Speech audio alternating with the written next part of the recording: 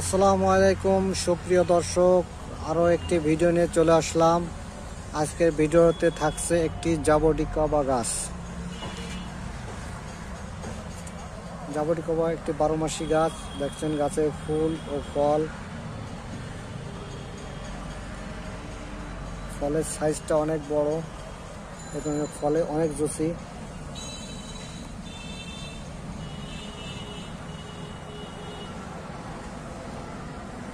বারো মাসে ফল, এগুলো একদিকে ফুল, একদিকে ফল, একদিকে পাকছে, অন্যদিকে পাকতে কিছু বাকি আছে।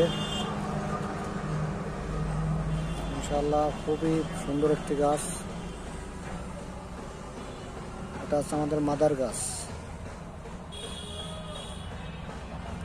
জাবটি কাবা।